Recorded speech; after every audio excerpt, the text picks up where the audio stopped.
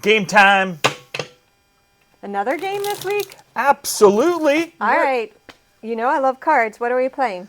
Well, I've been thinking of playing a little bit different game this week. A new game?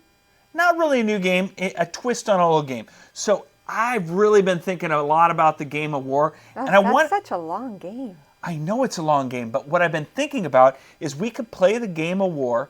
I would get the 4 highest cards, all the kings. I thought the aces were highest. For this game, we'll make the kings the highest. Okay. So the So 4 aces highest are ones.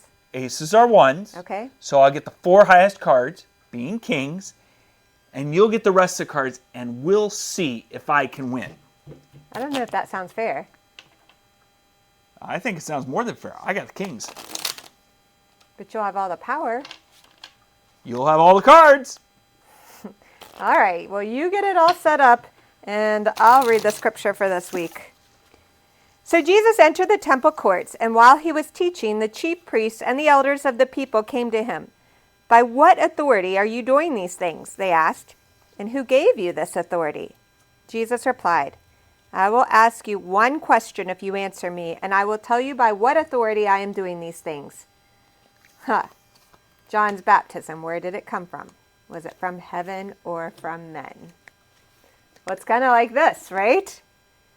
The Pharisees and the chief priests and the elders are trying to play a game with Jesus. Okay, how is what the chief priests, the elders, and all them doing like this? Well, they're trying to get Jesus to enter into their game so that they can trick him, because he's coming in and taking all their power and their authority, and they're threatened by him. So they want to trap him and trick him, and they're trying to play a game so he could look bad. So what you're saying to me is this small group of people are trying to take all the power and trying to trick Jesus? Exactly.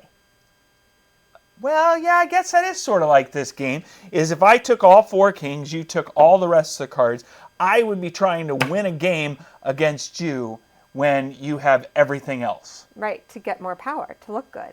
Yeah, to get more power and to look good. It's risky, but you could do it. It's risky. I probably could do it, but I probably wouldn't be too successful at it. Right, and that's what Jesus is saying, is he is bringing in all the people of God, everyone, and he's showing them love. But they're trying to gain the bit of power that they have left. Isn't that like this world? They're always trying to pull us into their games, try to trick us, try to keep us in the system and keep us down.